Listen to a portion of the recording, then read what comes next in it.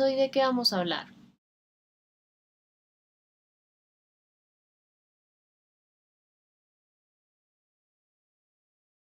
Entonces hoy vamos a hablar de vida familiar, los lenguajes del amor, seguro algunos de estos temas los habrán escuchado, vínculos con los abuelos, legado familiar, secretos en una familia y la mentalidad que fomentas en la...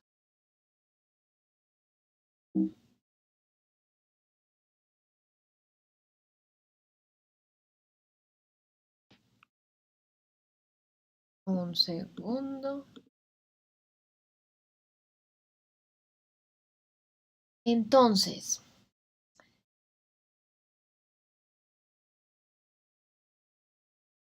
hablemos primero entonces del vida familiar. Aquí quiero hacerte una aclaración importante y es que cada familia tiene su propia historia, ¿sí? No tienen que darse todas las etapas que te voy a decir, porque digamos que cada familia es como una microsociedad distinta. Bueno, entonces, ¿cuáles pueden ser como esas etapas que se pueden evidenciar? Convivencia en pareja, todos los retos que esto implica, la llegada del primer hijo, la llegada del segundo hijo, lo que implica reorganizar esa vida económica, social, familiar en general. Entonces, ¿qué es importante ahí tener presente? Anticiparnos a saber qué esperar en cada etapa evolutiva de tus hijos, ¿sí? Y aquí quise hacerte énfasis en algo y es evitar lo que ahorita en redes llaman opinólogos. Y si no me has oído antes, me dirás, Gina, pero ¿cómo así opinólogos? Digamos que opinólogo le llaman a cualquier persona que no está formada, en este caso en temas de crianza, en temas de infancia, en temas de adolescencia, y a pesar de eso sin ningún argumento con una base científica, opina. En pocas palabras, cualquier persona cercana a ti, llámese familiar, amigo, que opina con relación a cómo estás manejando las cosas con tus hijos, simplemente porque cree que eso se debe hacer como él dice o como ella dice, ¿sí? Pero no tiene estudios que soporten eso, ninguna formación que, digamos, confirme lo que dice, ¿sí? Entonces, aquí quiero hacerte énfasis en eso porque en realidad es bueno saber de quién nos dejamos guiar y de quién no. ¿Sí? Entonces, pilas con ese tipo de opinólogos. Rodearnos entonces de otras familias que están viviendo esta etapa. Algo que dicen mucho es armar tribu, que me parece genial el concepto porque al estar en grupo podemos encontrar aspectos en común o diferentes a cómo manejo yo las cosas en mi casa y que posiblemente tal vez se están manejando de una forma más respetuosa que las manejo yo y sería bueno comenzar a tenerlas en cuenta para aplicarlas también en mi hogar, ¿no?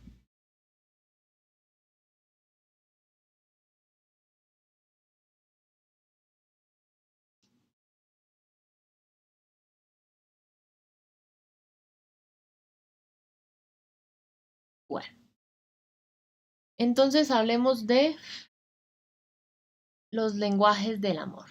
Básicamente son cinco que son basados en el libro de Gary Chapman que sacó para diferentes aspectos, los lenguajes, cinco lenguajes del amor en general, cómo aplicados en la pareja, cómo aplicados en el hogar, en la familia. Entonces puedes revisar si quieres ampliar un poco más de esto.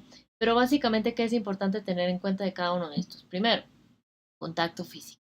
Estudios demuestran que el contacto piel a piel desde el nacimiento genera seguridad y genera muchos beneficios a nivel de desarrollo. ¿Sí? Entonces, pero ¿qué es importante? Tener cuidado de mostrar en exceso este contacto físico. ¿Por qué? Porque luego van a creer que entonces cualquier persona se los puede y se los debe dar ese contacto físico. Entonces los exponemos sin darnos cuenta a que estén en mayor riesgo de un abuso sexual, por ejemplo. Entonces, ¿cómo puedo prevenir esto, Gina?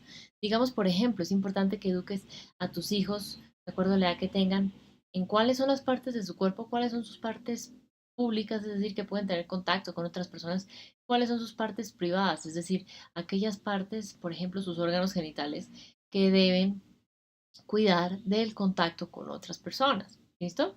Para evitar este tipo de exposiciones a este tipo de riesgos como un abuso sexual. Bueno, entonces enseñarle, por ejemplo, algunos dicen que enseñar entre caricias buenas, caricias malas, no, a mí eso me parece muy confuso, en especial para los niños. Yo pienso que es mejor enseñar cosas como, eh, de acuerdo a cuáles son las partes privadas y las partes públicas, ok, cuando, por ejemplo, la abuela quiere abrazarte y tú no quieras, ok, puedes poner un límite, ¿sí?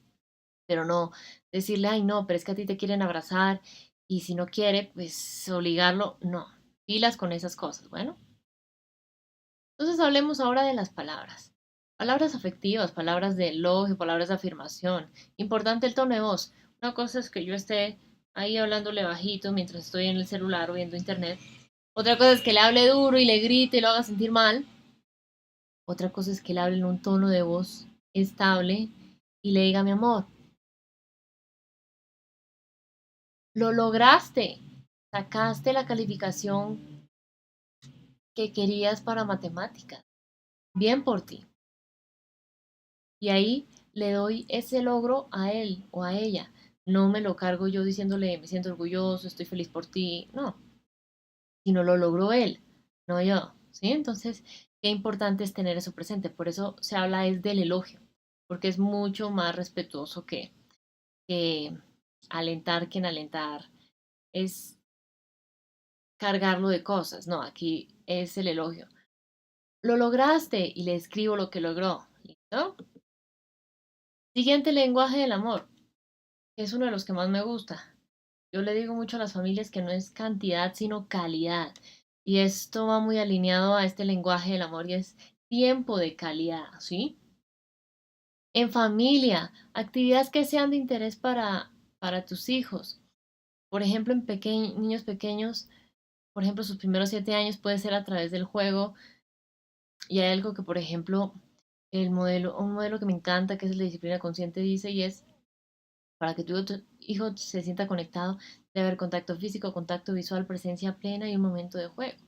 Digamos 5, 10 minutos, 15, media hora, tú lo determinas, pero importante hacer eso cada cierto tiempo para recargar esa batería emocional, ¿sí?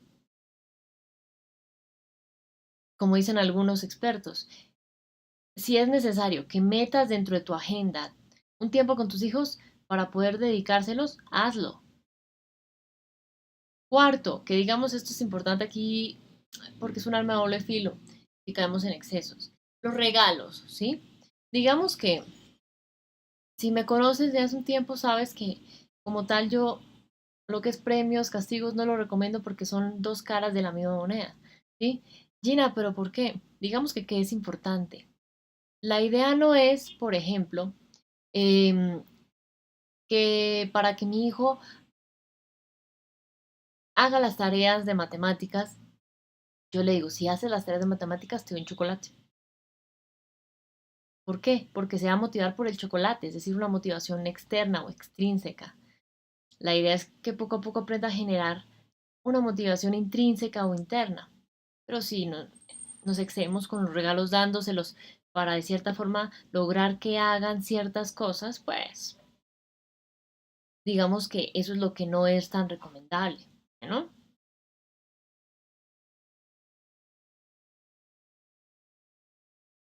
Siguiente lenguaje del amor, que este también me encanta, actos de servicio, digamos, padres, madres, son los modelos a seguir de sus hijos. Yo muchas veces te lo he dicho porque son los que más pasan con sus hijos, son los que le dieron vida, son sus figuras principales de apego seguro, ¿no? Entonces, teniendo eso en cuenta, digamos que es importante. ¿Qué tipo de modelo deseas ser para tu hijo? Es decir, un modelo de respeto, un modelo de honestidad, un modelo de lo contrario. Importante comenzar a reflexionar eso, ¿no? Entonces, ¿cuáles son esas acciones que tú haces por tus hijos que les demuestran a ellos el amor que tú sientes por ellos, ¿no? Que les demuestran a ellos tu amor hacia ellos como papá, como mamá, ¿sí? Por ejemplo, algo que a mí te voy a poner un ejemplo muy personal y es que algo que a mí me parece muy lindo entre los actos de servicio. Yo me acuerdo cuando era niña, eh, mi mamá nos llenaba de notas las cosas, es decir, yo para ponerme un chaleco si hacía calor, pero digamos, me quitara el saco y me pusiera el chaleco. Y entonces había muchas notas en mis cosas y ahí mi mamá me decía qué hacer. Y a mí me parecía genial, ¿sí? Y en realidad, digamos, por lo menos a mí, me parecía algo súper detallista. Entonces, mira lo importante que es eso. Y eso es algo que a mí me encanta. En realidad, los años pasaron y yo soy una persona que le gustan los actos de servicio. Uno de mis lenguajes del amor principales es, pues, tiempo de calidad y actos de servicios, detalles pequeños, ¿sí? Entonces, qué importante es tener este tipo de cosas, porque mira que no me regalaba nada, sino que a través de esas acciones me iba orientando. Entonces, mira lo bonito y lo sencillo que esto puedes aplicar. Hablemos ahora entonces de el vínculo con los abuelos. De esto, digamos que quiero verlo por encima porque más adelante te voy a compartir otro material complementario exclusivamente de de la importancia o el papel que juegan los abuelos en la crianza. Y es que, digamos que hoy de qué quiero hablarte. El rol de los abuelos básicamente depende de varios aspectos. Primero, de cómo es el vínculo de ellos con sus hijos, ¿no? Segundo, cuando esos abuelos son los que crían 100% de sus nietos, llámese porque tienen la custodia, llámese porque papá, mamá trabaja todo el día y lo deja todo el tiempo entonces al cuidado de los abuelos, llámese porque tal vez hay un papá pero el otro no, entonces ese espacio lo cubre abuelos, digamos, tengo el caso de una amiga que ella y su pareja, ella y el papá del niño estaban separados y la figura paterna de su hijo era su abuelo, ¿sí? Digamos, ahí entonces los abuelos comienzan a darse cuenta qué cosas sienten que tal vez no han resuelto, ¿sí? Por ejemplo, comienzan a darse cuenta y mire, yo hacía X cosa o no hacía X cosa con mis hijos y ahora ellos lo están haciendo con mis nietos. O, por ejemplo, también ya son mucho más conscientes de disfrutar todo este tipo de momentos con sus nietos porque en realidad ya son más conscientes de que en algún momento más cercano pues va a llegar la muerte, ¿no? Entonces comienzan a ser conscientes, ok, qué cosas sienten tal vez que no han resuelto en la relación con sus hijos, qué podrían aportarle a sus nietos, en fin, ¿sí? Entonces, ¿cuál puede ser el rol de ellos en la crianza? Digamos, hoy gener- la generalidad que quiero compartirte es, les interesa involucrarse, ¿sí? Em, muchos le dicen a uno cosas como, Gina, yo espero que mi hijo, que mi hija me dé permiso de participar en la crianza de mis nietos, ¿sí? Quiero cuidar, quiero apoyar, ¿sí? Y pues obviamente es importante entonces llegar a acuerdos previos para evitar lo que vamos a hablar más adelante son los conflictos, ¿no? Y digamos que, ¿qué sucede aquí con los conflictos?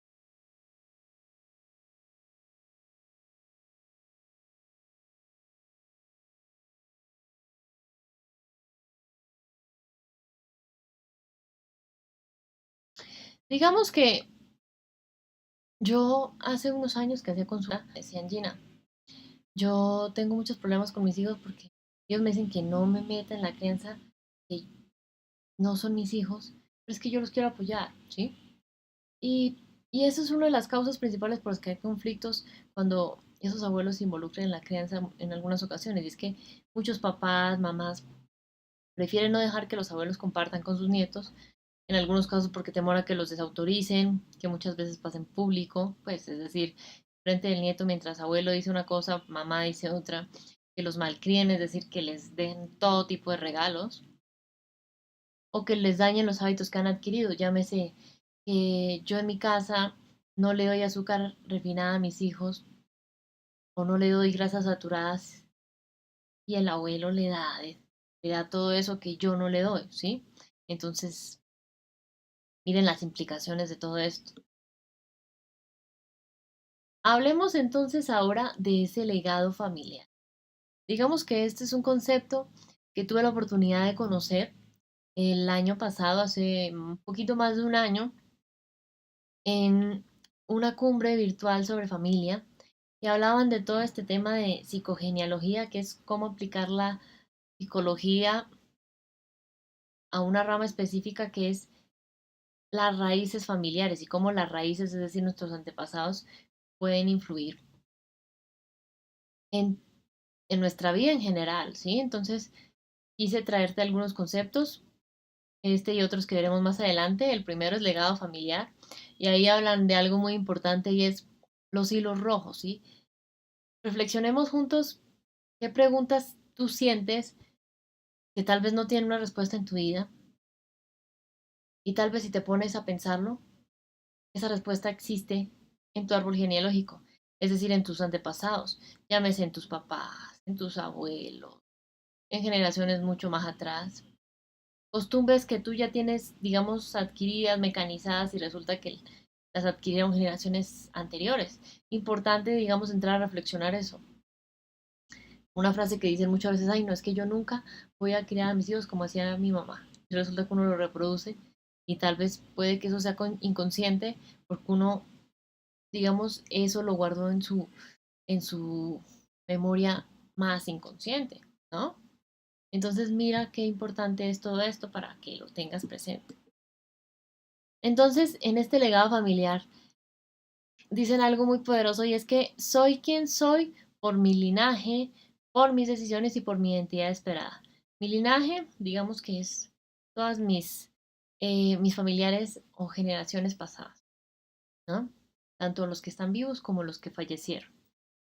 E incluso tal vez hasta las generaciones que yo no alcancé a conocer, ¿sí? Pero también, digamos, soy quien soy por las decisiones que tomo, ¿sí? Diariamente, en tu vida personal, familiar, económica, en fin. Y por la identidad esperada, es decir, lo que otros esperan de mí. Entonces, cuando esos tres aspectos se cruzan, ahí es que puedes definir quién eres.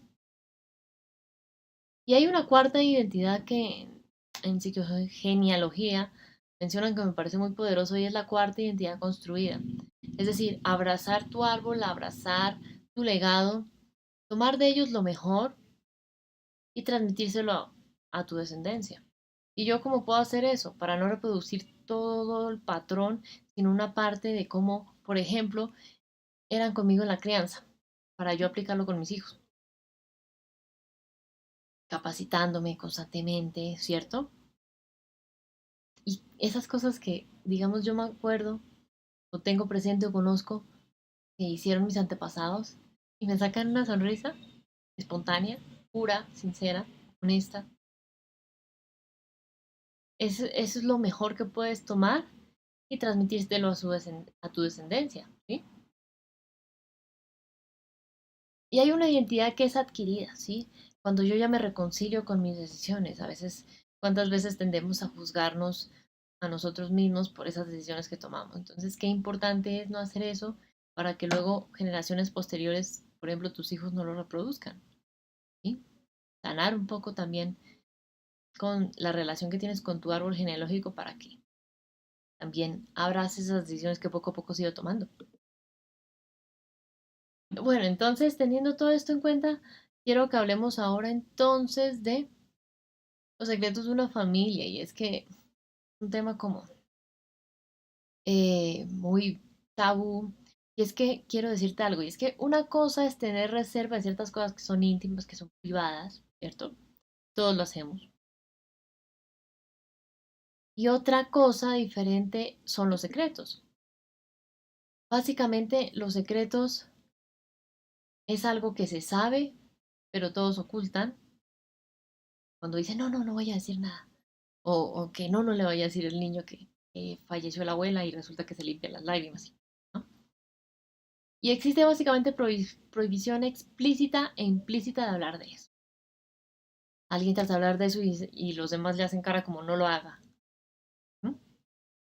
Como una especie incluso de código verbal e incluso código no verbal para decir no, de este tema no se habla jamás. Y normalmente se relaciona con eventos muy dolorosos, muy vergonzosos, llámese de algún familiar, llámese de alguna de las familias que se ha formado dentro de ese árbol. Entonces, es importante ser conscientes de eso porque no es que alguien quiera hacer daño con los secretos, sino a veces son cosas que son dolorosas y vergonzosas de hablar. Y lo importante no es obligar, sino poco a poco enseñarles la importancia de aprender a dialogar de este tipo de cosas, para que haya una buena comunicación. Porque en realidad digamos qué tipo de consecuencias pueden generarnos los secretos. Es importante ahí que tú lo tengas presente. Digamos que los secretos pueden generar que se extinga esa espontaneidad en familia, que los niños pierdan su curiosidad natural, es decir, temas que no pueden preguntar a la familia porque si los preguntan o les pegan o les gritan, los tratan horrible, ¿sí? Cualquier trato o cualquier maltrato de los que hemos estado hablando en este curso de prevención de maltrato, ¿sí? Digamos que comienzan a ejecutarlo simplemente por el hecho de que, ah, no es que usted preguntó eso, le hemos dicho que no lo haga, venga, y le doy una razón para que ahora sí eh, llore, ¿no? Y miren lo fuerte que es eso. Entonces, qué importante es tener eso presente. Y aquí quiero compartirte una historia y es, hace un tiempo, una mujer y un hombre solamente eran amigos. Fueron a una fiesta juntos, hubo tragos, es decir, él tomó, ella tomó. Sin planearlo y sin buscarlo, quedaron embarazados. Eso fue difícil porque él era un hombre casado con otra mujer y tenía hijos con esa otra persona. ¿Y qué sucedió? Digamos que a esa bebé que nació, de esa época, que era una bebé, hasta la actualidad, ella ya tiene más o menos 20 años, le han dicho una mentira. Es decir, no le dijeron las condiciones en las que nació, que papá y mamá nunca estuvieron casados, y no le dijeron algo totalmente distinto. Eso, eso fue el secreto que se guardaron. ¿Qué fue lo que le dijeron? Papá y mamá se divorciaron, se separaron, ¿no? Cuando le preguntan a ella de eso, de su familia o de sus padres, eso es lo que ella cuenta. Entonces, digamos que qué fuerte es cuando este tipo de cosas, esos tipos de secretos se preservan generación tras generación. Cuando la cosa explota, porque en cualquier momento puede que las cosas se sepan, puede que a mayor cantidad de años el impacto sea mucho peor. Entonces, qué importante es tener eso presente para reflexionar si en tu dinámica familiar han usado los secretos, para que sepas y veas poco a poco cómo puedes ir hablando este tipo de temas, porque incluso cuando sean dolorosos o vergonzosos, son algo muy positivo para la familia, ¿sí? ¿Qué otra consecuencia de los secretos podemos encontrar? Pueden ser potencialmente una patología, pues sí, pueden generar una patología, llámese una enfermedad mental, porque no, no puedo decir esto, no puedo decir esto, entonces imagínense qué presión tan horrible. Trastornos psiquiátricos, llámese bipolar, esquizofrenia. Entonces, qué importante es tener esto presente porque ya está involucrada esa salud mental, ¿sí?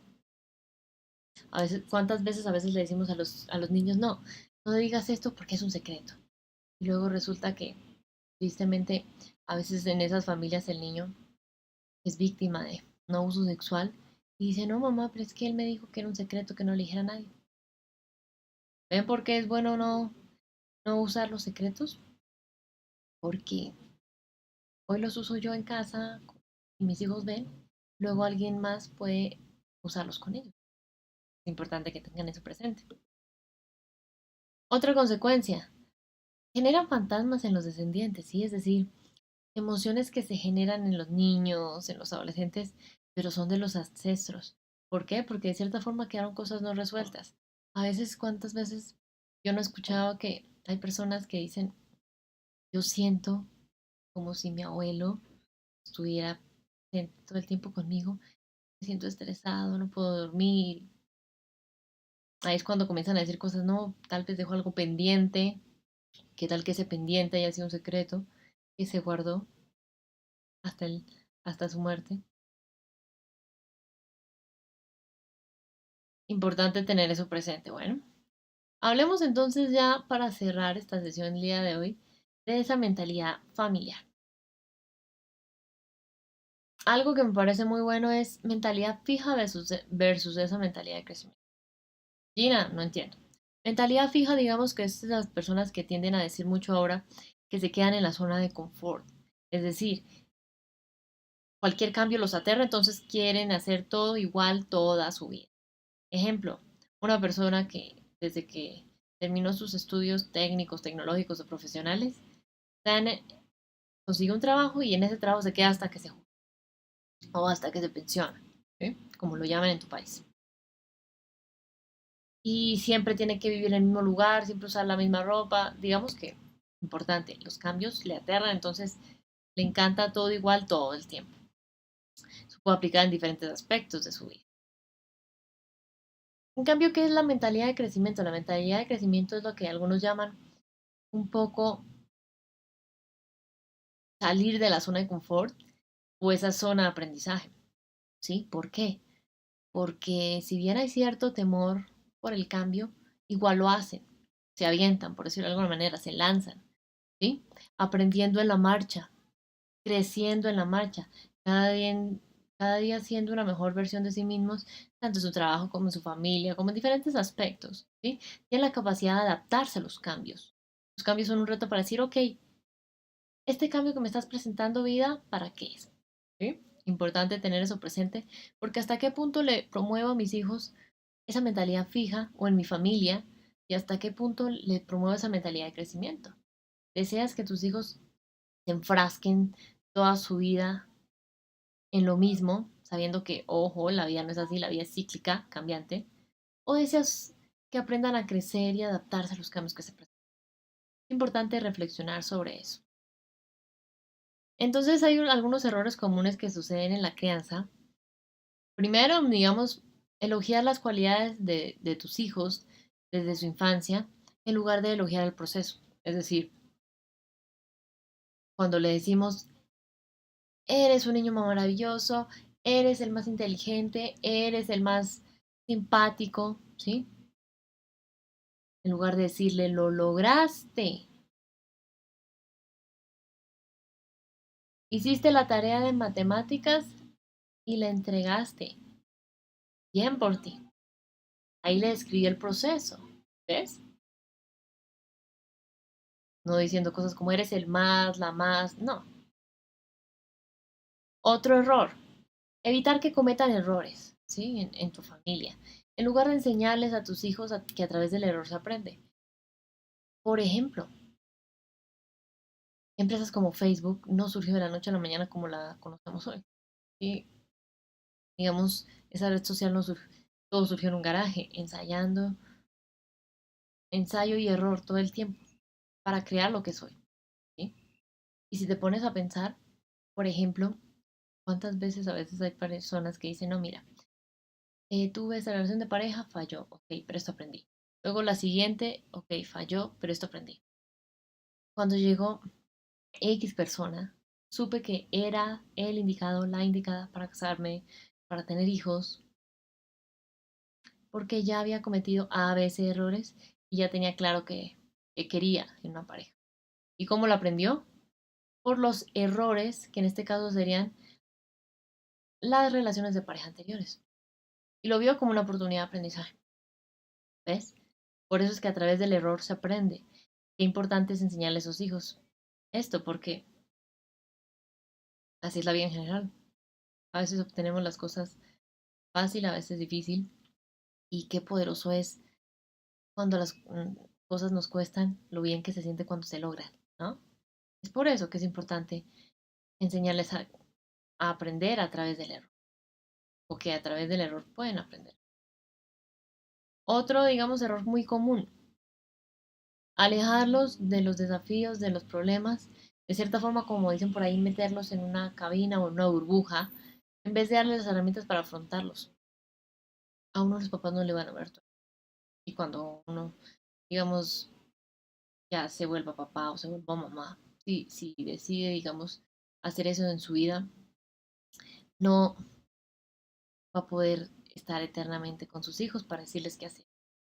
La idea es poco a poco promover esa autonomía, enseñarles de cierta forma a tus hijos como enseña la mamá pájaro a sus pajaritos. Les enseña a volar y en algún momento ellos, cuando ya aprenden a volar, vuelan y se van del nido. Acá es lo mismo. Darles las herramientas para afrontar diferentes situaciones desde que son pequeños. No darles, como dicen por ahí algunos, no, no darles el pescado, sino enseñarles a pescar. ¿Sí? Otro error, de cierta forma, esos feedbacks o esas retroalimentaciones destructivas. Ay, no, es que eres una bruta, eres una tonta, tú hiciste todo mal, ¿sí? Comparaciones, etiquetas, juicios, críticas negativas. Eso lo destruyen a tu hijo, solo lo alejan y lo desconectan de ti por completo. En lugar de, por ejemplo, un ejemplo muy claro, ay, Gina, pero eres una bruta, mira cómo regaste el agua, es que tú eres A, B, C. ¿Eso ayuda a que Gina no vuelva a regar el agua? No. ¿Le enseñó alguna habilidad? No. En lugar de decirle, Gina, mira, cuando quieras tomar agua, coges el vaso así para que te vea, le muestras tú haciéndolo y tomas así, suave. ¿Sí? Y le enseñas cómo mejorarlo, no digamos caer en esa retroalimentación destructiva que no le sirve de nada. Otro aspecto que quiero tocar el día de hoy es educar en positivo. ¿Sí? Digamos que se habla mucho de crianza respetuosa, disciplina positiva, disciplina consciente, y sé que algunos de los que están viendo esto habrán escuchado eso, tal vez tú sí, tal vez tú no, no sé. Pero digamos que es algo relativamente muy nuevo.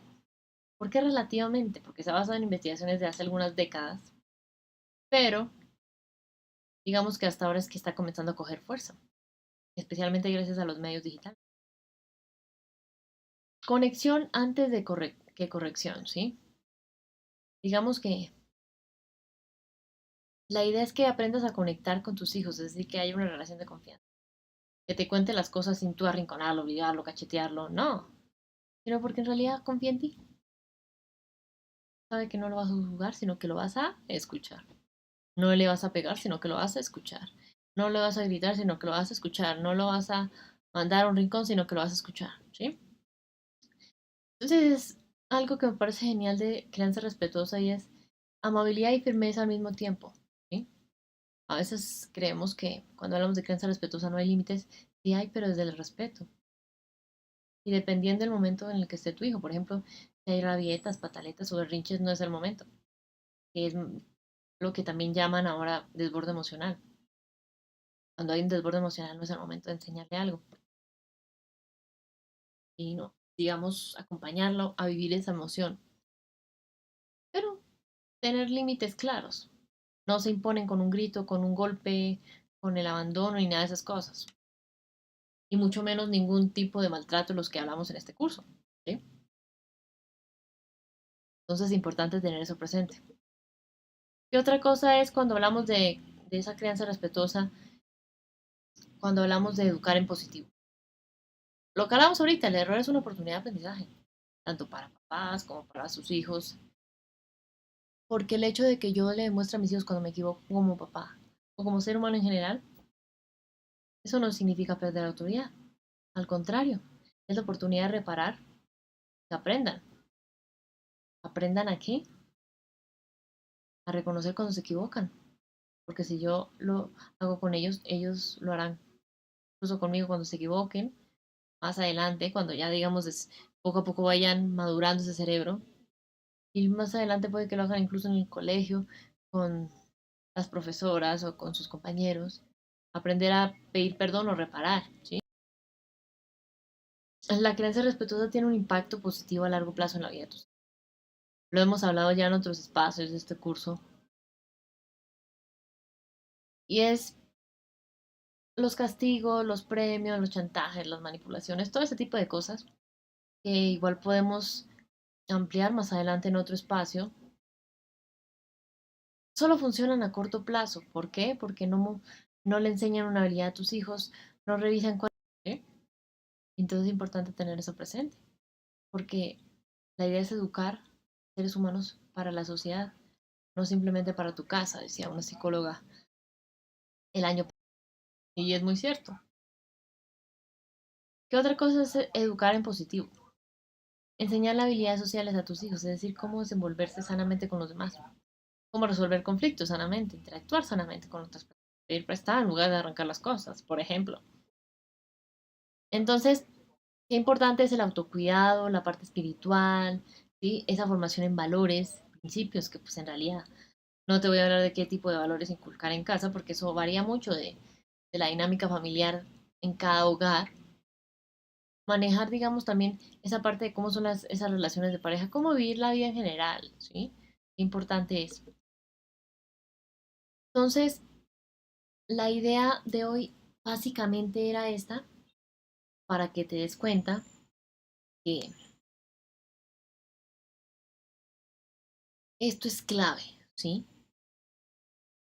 Te invito a que revises esta clase nuevamente para tomar todos los apuntes.